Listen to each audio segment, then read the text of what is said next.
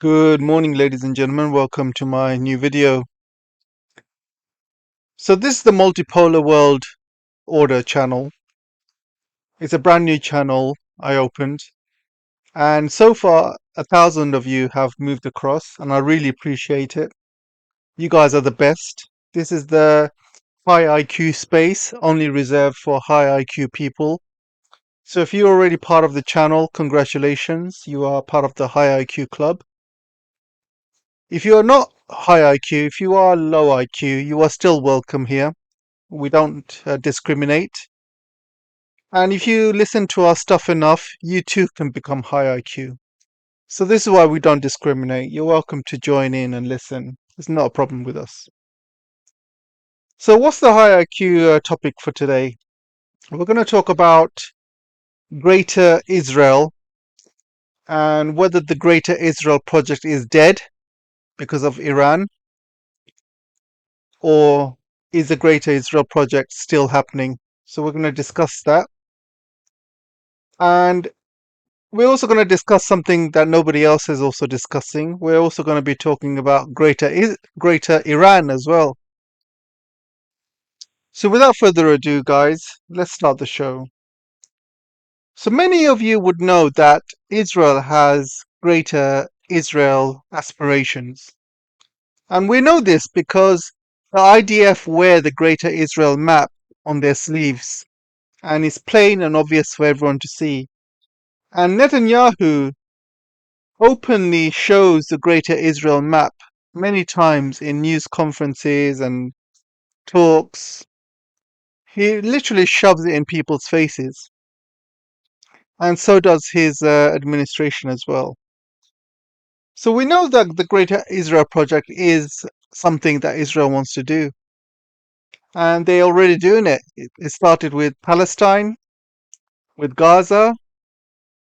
Obviously, Palestine is Gaza. What I'm talking about is all of Palestine. So they've already taken most of Gaza, and they are taking it bit by bit. Genocided God knows how many people. Some people estimate up to 600,000. And now they're starting to take over southern Lebanon. And they've taken over most of West Bank anyway. So it looks like they've started their Greater Israel project, and they've also taken parts of Syria as well. And you can see from the map where the Greater Israel project is. It's basically covers the Sinai Desert, covers a lot of Egypt, and he also covers the Suez Canal. So Egypt's lifeline is the Suez Canal, where they make a lot of money from the Suez Canal. So Israel obviously wants that.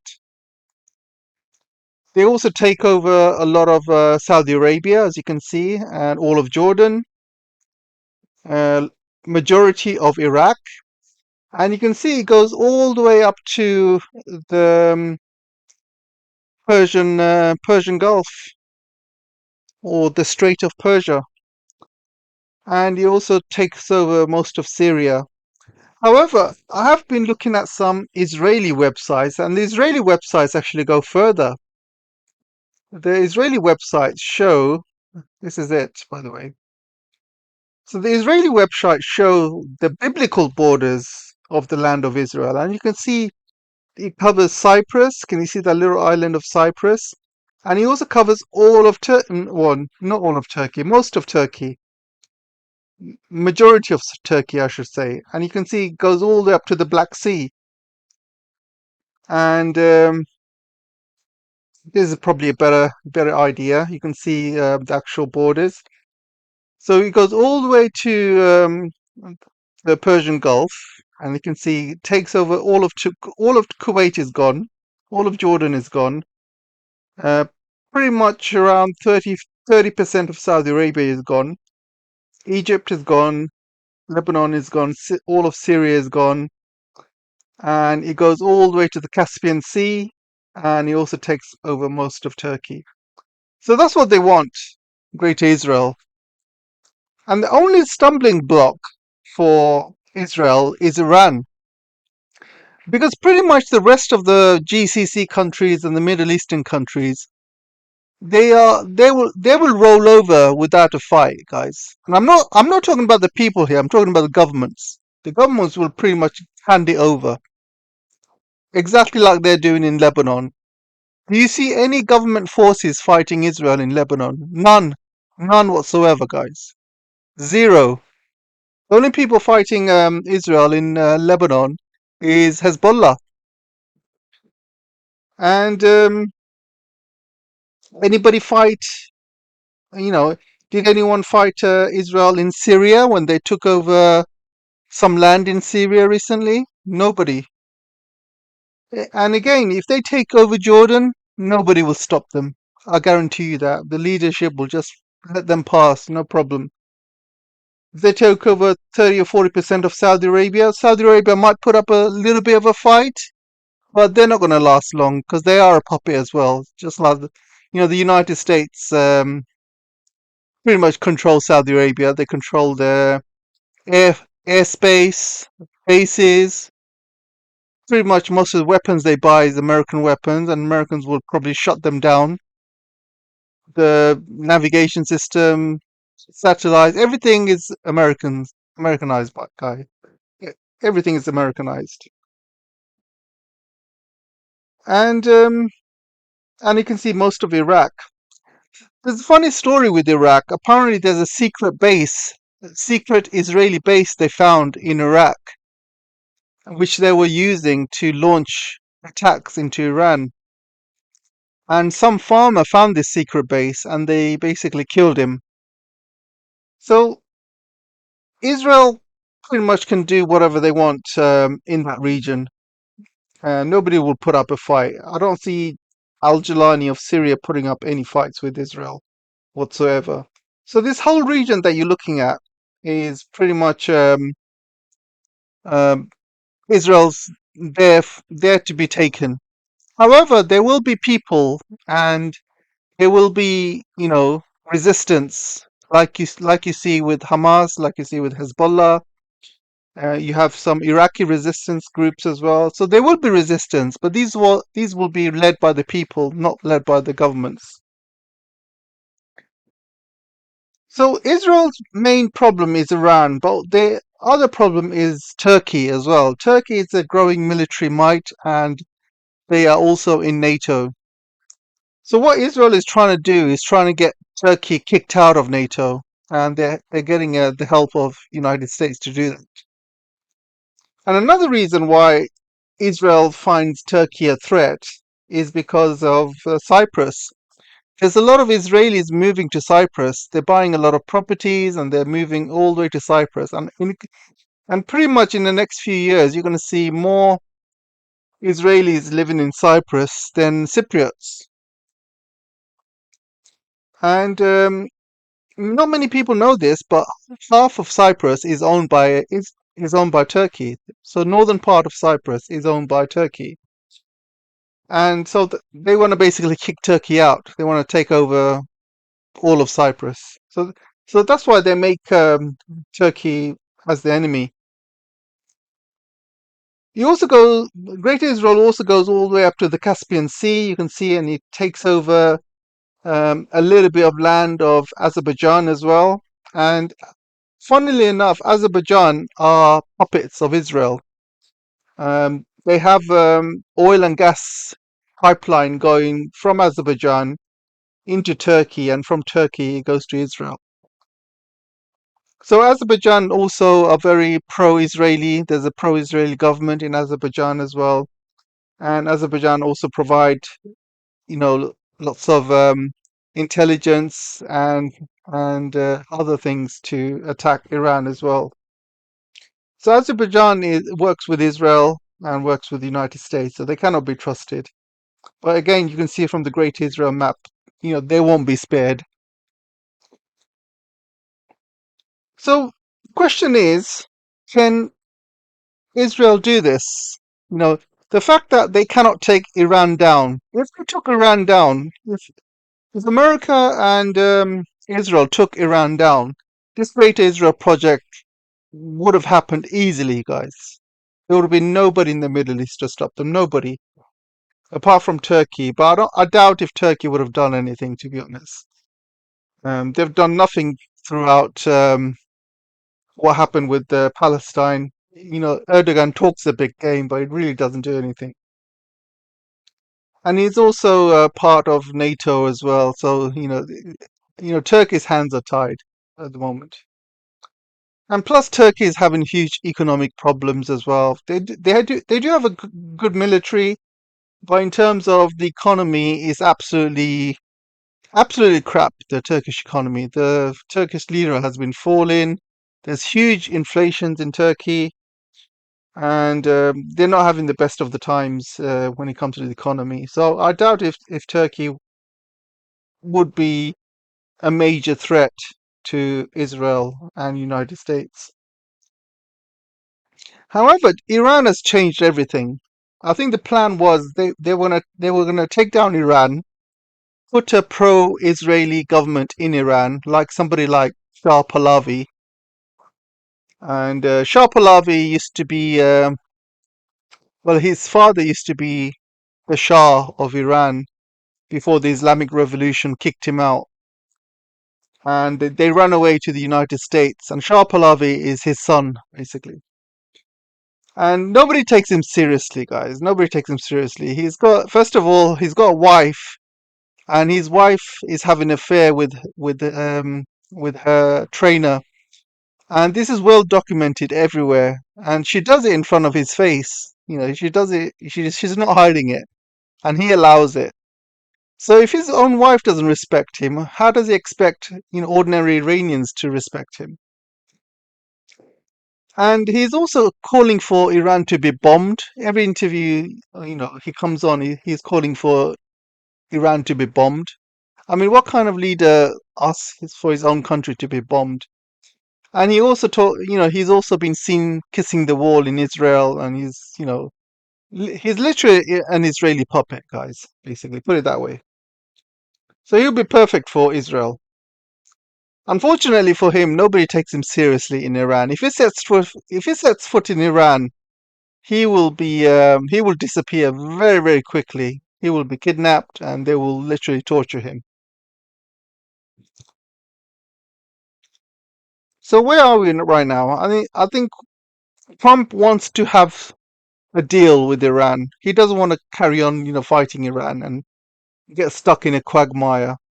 Obviously, Israel wants United States to fight Iran for them. Their plan has completely failed. Iran, they thought that they're going to bomb Iran and Iran's going to capitulate and surrender. It hasn't happened. In fact, it's gone even worse for Israel and United States, because Iran is now taking control of the Strait of Persia, and now they're going to make lots of money from toll charges, security charges, and other charges from that waterway. And also, Iran fighting United States and Israel, they have become a regional superpower in the region, and they will just get stronger and stronger, because all of this will give them a huge lift, guys, a huge lift for the country. Lots of confidence, and this is just going to accelerate the country's rise. They're going to make a lot of money. A lot of countries will want to deal with Iran after this, and plus, a lot of these rail lines going into China, going into Russia. There's also some boats going from Caspian Sea from Iran to Russia as well. So a lot of these transport links will mature over the next few years, and Iran will be almost like the center of the world when it comes to a regional hub. And so Iran's also got lots of untapped resources, lots of oil, lots of gas, and plus lots of, rare earth minerals and other minerals as well. And I can see Iran, becoming not just a military superpower over the next few years, but also an economic superpower. And I think the whole region will change because of it. And this is bad news for Israel and bad news for United States. For, but for one thing, for Iran to stay a regional superpower, They need to have nuclear weapons. They need to be able to protect themselves with that. Because you see, Russia has lots of nuclear weapons. So does China, and nobody in their right minds would invade either Russia or China. Nobody, or even North Korea. Let's just uh, let's just be real here. So Iran needs to have a nuke. Some say they already have a nuke in secret. You know, and this is one of the reasons why Trump had to stop the war, because I believe that they probably got some sort of intelligence that obviously is not 100% sure, but there might be a small chance that Iran could have built its own nuke and not told anyone. Only for, only for security purposes in case they get nuked by, by the United States or Israel. And why do they think that? Why is there a small chance? Only because they have the capability. They can enrich uranium to 60%. That's a fact. But they can also do it to much higher as well. They have shown they have got the capability to go higher. They have hypersonic weapons as well. They have the technology to build weapons and missiles, launch systems. So they have the capability, guys, and most of it is underground. So you don't know what they are doing underground. They could be building loads of nukes. United States and Israel just don't know, and they did not want to take that chance. That's why they didn't probably nuke them, because they thought, yeah, if they were 100% sure Iran had no nukes, you would have guaranteed Trump would have dropped those nukes on Iran, guaranteed. But because maybe they thought, maybe the intelligence thought they had maybe a small chance they might have nukes, maybe a 5% chance or a 10% chance. I believe they didn't take the chance, because just in case, they know they have the capability, but even if there's a 5% chance they could have nukes, they would not take that. They would not take that chance, because that would have meant the end of Israel and all of the military bases in the region, all of his allies in the region, like UAE and stuff. So it's not worth the risk, basically. So I believe that's why they backed off. So if Iran does have nukes, I believe they need to build more, um, at least 300 or 500, because that's how many Israel has got allegedly. Obviously, nobody's confirmed or denied that, but that's allegedly how much Israel has got, around 300 or something like that. So that's what Iran needs, and before they can even think of becoming a superpower, as a minimum they would need those nukes. Um, Iran will probably need to build more underground bases. Um, this war has shown that these underground bases have been very, very helpful to Iran. They have been taking a lot of damage from United States and Israel.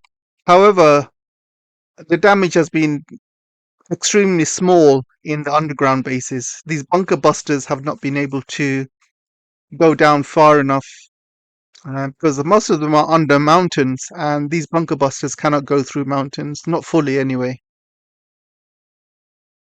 So Iran, we're going to see the whole region change, and so what does it mean for Greater Israel then? I think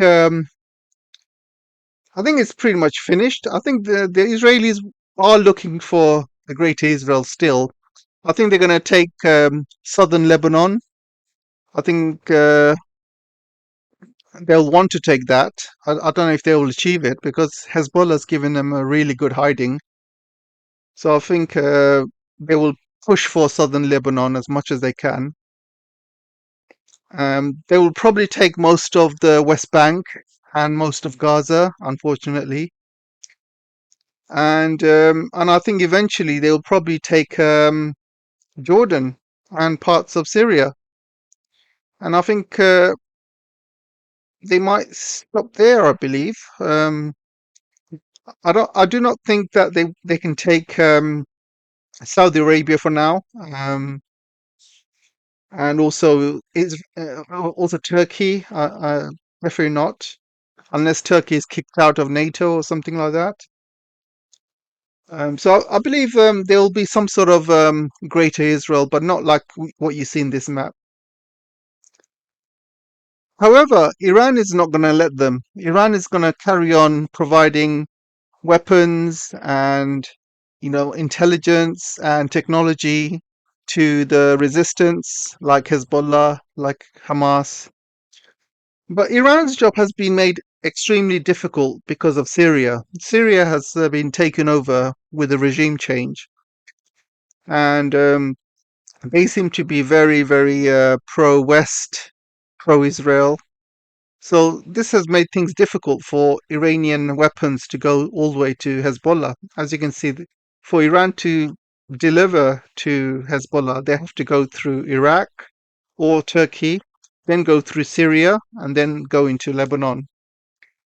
And if they do it by boat, it's extremely long journey. They have to go all the way around, probably all the way around Africa. To be honest, I don't think they can send weapons through the um, Suez Canal. So things that have become extremely difficult for Iran. So let's talk about Greater Iran.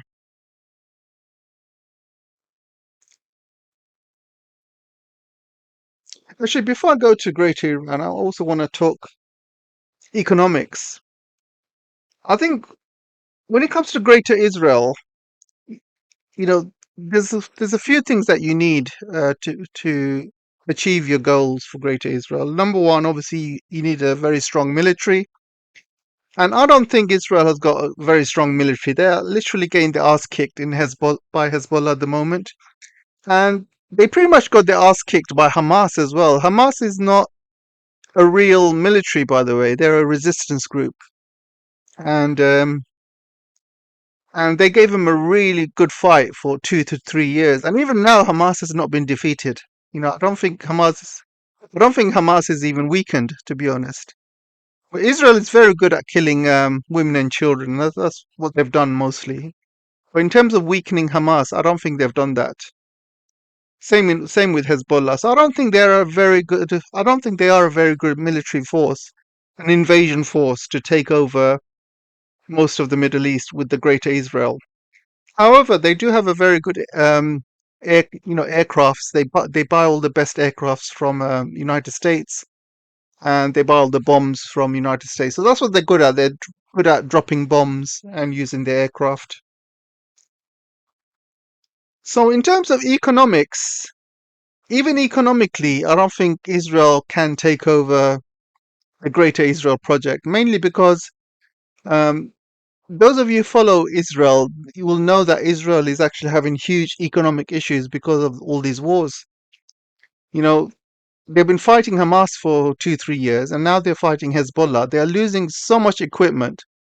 Right now in Lebanon, they are losing, you know, hundreds of tanks they've lost so far, guys, hundreds of tanks. And this is all documented. They've been taken out by FPV drones, and these FPV drones were tried and tested in Russia-Ukraine conflict. And Russia shared the technology with Iran, and Iran then shared the technology with Hezbollah. And these are the latest FPV drones, by the way. And initially, Iran helped Russia with the Shahid drones earlier in the conflict. But what Russia did was improved on those drones in every way. And then Russia sent the improvements to Iran, and then Iran has done the same to Hezbollah. And they're causing massive havoc in for Israeli forces. Prior to that, Hamas did a lot of damage to Israeli forces as well. They were taking out tanks, and snipers were taking out Israeli soldiers left, right, and center. So Israel is losing a lot of money militarily, and they're going to have to pay a lot of money to replace all of that. Excuse me. And also, a lot of people are leaving Israel because of all these wars and fighting. They've already lost hundreds of thousands of people, and more are leaving every single day. Plus, a lot of businesses are shut down. because most of the workers are, they've joined the IDF. They're fighting in Lebanon, and they're not getting any tourism fee money as well because it's a war zone, so they're not getting the tourists. Also, there's a lot of countries boycotting Israeli goods as well because of what they're doing to the Palestinian people. The GEN, I can't say the word. YouTube doesn't like it for some reason, and so a lot of people are boycotting Israeli goods, and countries are stopping their funding to Israel, and companies are basically stopped investing in Israel as well, or they've put a hold investing in Israel. So whichever way you look at it, guys, Israel is losing money fighting all these wars. The only thing keeping Israel up is American tax dollars, because Americans are actually paying for all of it. Because you have Congress, pretty much all of them are APAC owned, who are Israel first. And now and then, what they do, they put a bill together to send funding to Israel, and all of them vote yes. So money does go to Israel regularly at the expense of American taxpayers, unfortunately. Also, guys, do you remember Professor Jiang? So Professor Jiang is everywhere at the moment, and he's become famous because of his predictions. So far, his predictions have not come true for Iran, by the way, because he said that America would send ground troops to Iran. I doubt if that's true, or I doubt if that will happen, to be honest. He also said that Israel wants American bases to be out of the region so Israel can become a superpower. That's what he says. You're welcome to check his videos. I do not think that's true because Israel needs United States in the area, because Israel uses United States airspace and bases in Saudi Arabia, in UAE, Qatar, Bahrain. All of these countries allow USA to have a free reign. They allow their airspace to. I don't know if they have a choice, but they do allow American airspace. And if Americans are allowed airspace, then they Americans allow Israelis into that airspace because American controls the airspace. So they can control whoever comes in, whoever doesn't. So Israel uses it as well, and they also use the bases in the Middle East as well. I don't know again if they have a choice or not, but America uses their bases to launch attacks on Iran, and also you know America has got all the influence in the Middle East as well, like all the influence, and if America leaves the region, Israel will not be able to use, these bases and airspaces in these Middle Eastern countries. They just won't allow it. The only reason they allow it is because America is allowing it, or they allow it. They allow it to America, and America allows it to Israel. So if America leaves, there is no way these Middle Eastern countries will allow their airspace to be used by Israel. No way, 100%. And also, Israel uses a lot of American weapons, and the refueling aircraft, these are all American aircraft, and they need these refueling aircrafts to launch attacks on Iran. They need all the bombs and all the satellite navigation. Everything, intelligence, everything they get is from America. So without America in the region, there is no way Israel can push its military goals. No way, 100%. So Professor Jung is wrong in that sense. So Israel needs United States in the region.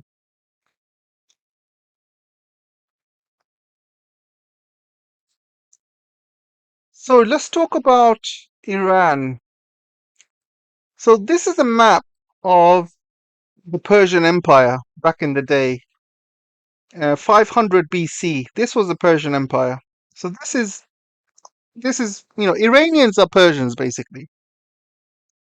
So you can see Persian Empire covered nearly all of Turkey, As you can see, they've also used to control Palestine, uh, Iraq, Kuwait, and obviously it goes into Central Asia, further into Central Asia as well. Um, Most of Egypt, by the looks of it as well, Cyprus, and also into Europe as well, parts of it into Europe.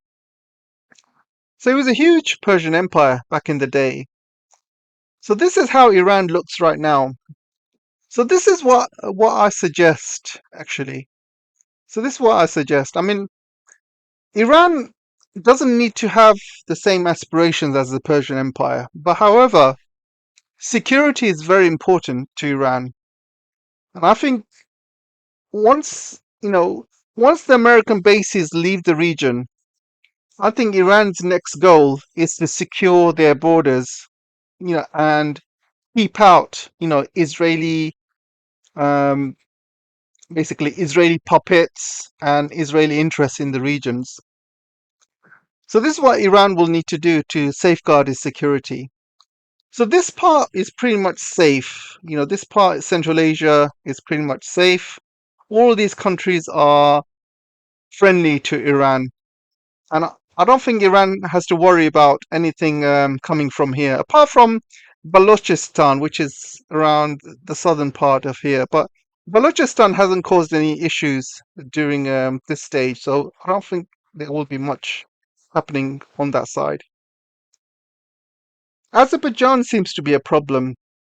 So Azerbaijan, as I said, is a pro Israeli country, and Israel provides sort of intelligence weapons, and they also host, I believe, some secret Israeli bases in there, and they provide intelligence to Israel as well from the region.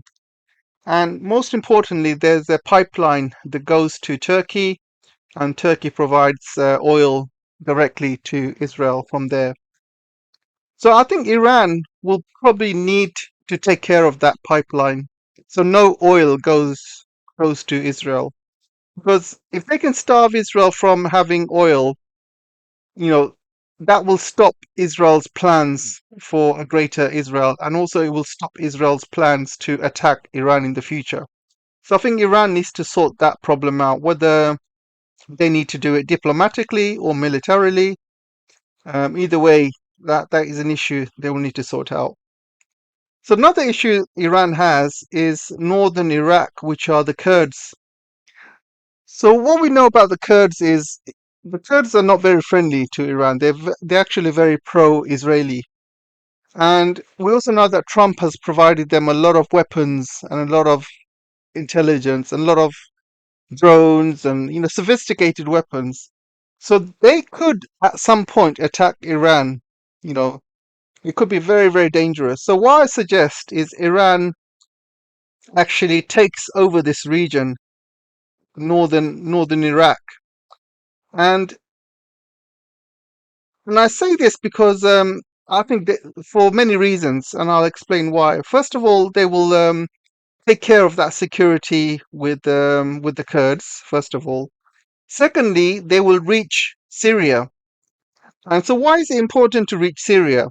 So, once they reach Syria, I believe that Iran can work with Syrian nationalists to get the country back. Because at the moment, the Syrian leader seems to be very pro-Western, pro-Israeli, and I think he's going to try and destroy the country.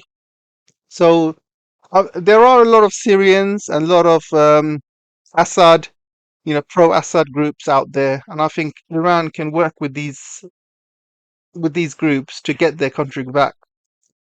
And if they can get their country back, even if they get half of Syria back, say let's just say northern part of Syria, and that would give Iran, access to Lebanon. You can see, and once they have access to Lebanon, they can help Hezbollah even more to get their land back in the southern Lebanon, and also provide them with more weaponry and other things as well. And if Hezbollah drives Israel out of Lebanon, Iran can then focus on helping Palestine and Hamas and stuff like that, and eventually try and free Palestine. So also, guys, let's talk about other regions as well. So you have Kuwait here. I think the best solution for Kuwait is to rejoin Iraq. And the reason I say this is because Iran has taken northern Iraq, but northern Iraq is not controlled by Iraq anyway. Northern Iraq is totally controlled by the Kurds. They have their own government. They have their own um, oil and gas. They run everything themselves.